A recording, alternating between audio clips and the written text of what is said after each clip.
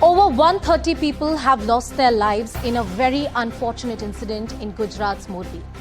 A flimsy bridge that had no safety clearances was thrown open to people amid the festivities. What makes it worse is that an amount of 17 rupees a ticket was charged from people.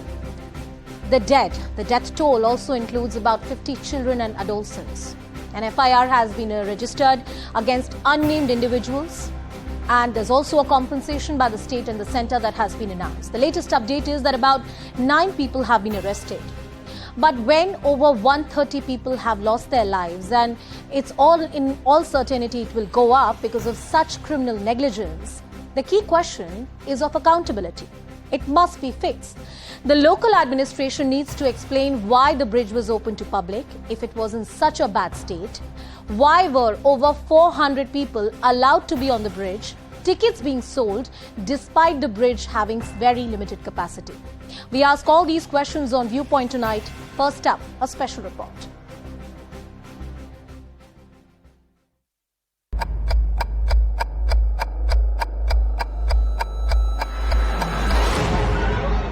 Six seconds of hell that left more than 130 people dead. This is the moment when an overcrowded suspension bridge collapsed in Gujarat's Morbi. The cables of the bridge snapped, plunging hundreds into the Macho River.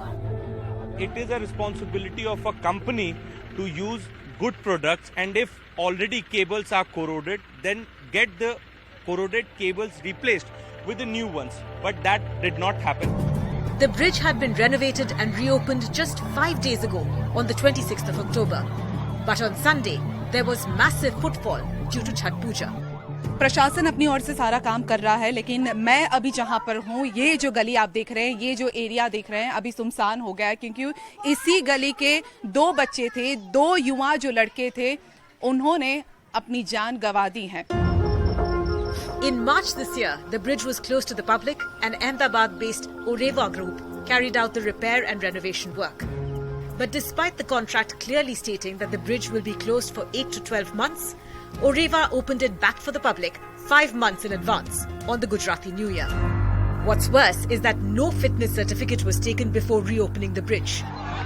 Yet the company or its management have not been named in the FIR. Oreva group का कोई भी मालिक और जो employ है वो सामने नहीं आया है. इतनी बड़ी दुर्घटना के बाद उसने दुख भी व्यक्त नहीं किया है, लेकिन पुलिस एक्शन में है. अभी जो 8 लोगों के अरेस्ट किया है, उसके बाद उसकी पूछताछ होगी और जो भी जिम्मेदार होंगे उसके पर एक्शन लिया जाएगा. On the day of the tragedy, tickets were sold to more than 600 people at a mere 17 rupees per person. And there was no sign of any crowd management. पुल टूटा हुआ देखा हमने 2 आदमी ने. एक मेरा दोस्त था कईणू भाई करके, दोनों साथ में वहाँ से आए अंदर और जितना आदमी बचा सकते थे उतना बचा है. ओवर पीपल जो मतलब वो ट्रैवलिंग किया है ब्रिज के ऊपर, उसकी वजह से शायद लग रहा है कि उसकी वजह से ये जो हादसा हुआ है वो हुआ. मैं 7 बजे से नदी में था और मेरे खुद ने एनडीआर की मदद के साथ मैंने 40-35 लाश निकाली, बच्चों की, बड़े की, सबकी. Prime Minister Modi, who's set to visit Morbi on Tuesday, paid condolences to the families of the victims. કાલે મોરબીમાં આ ભયંકર પીડાદાયક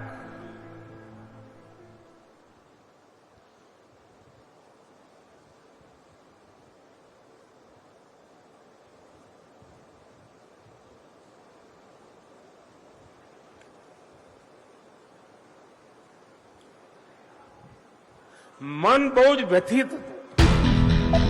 As the dust settles on the Morbi Bridge collapse, many questions remain unanswered. Why was the bridge reopened ahead of time and without any fitness certificate? Why was the bridge overcrowded and safety overlooked? And who is responsible for this man-made tragedy?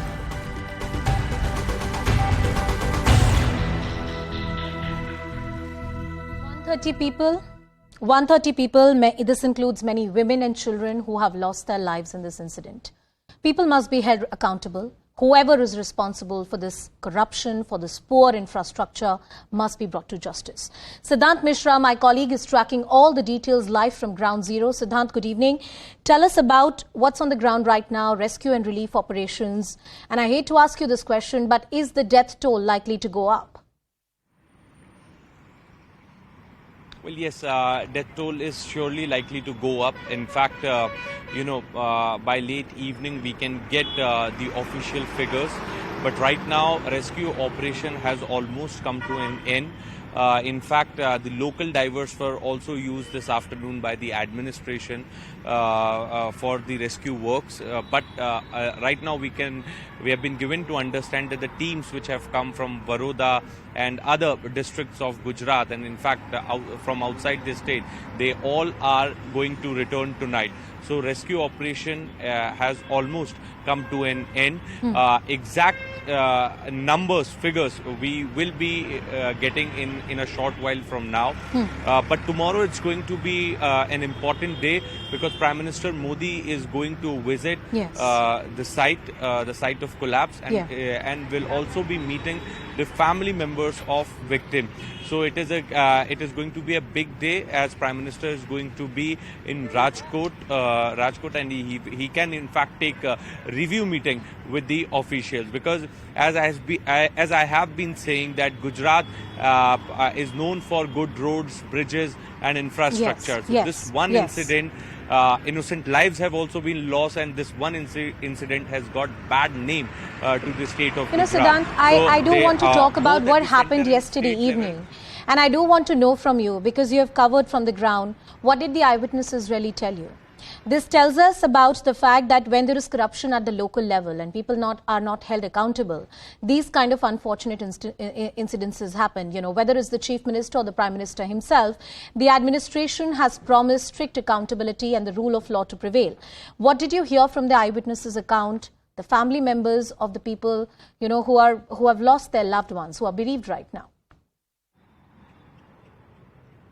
Well, there are very interesting details that have come up in an investigation, and even I have got to know about them.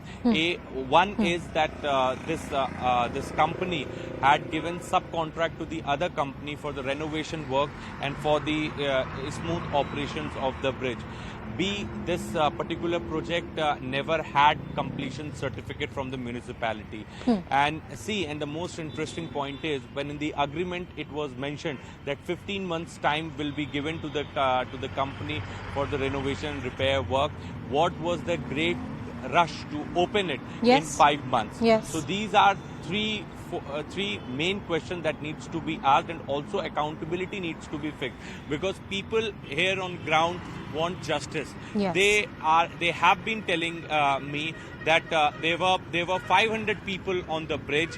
Who allowed those 500 people at one time when ticket system has been in place, then, and everyone understands that this bridge is old and cannot sustain more than 150 capacity, then how can 500-600 people can be allowed on the bridge? So all these are some questions, very pertinent questions. In fact, tomorrow the police is going to take remand of all the 9 accused, those who have been arrested, and they are going to be grilled by Siddhant, can you, before I let you go, could you tell us a little more briefly, about the 9 people who've been arrested? Do we know the profile and the background of these people?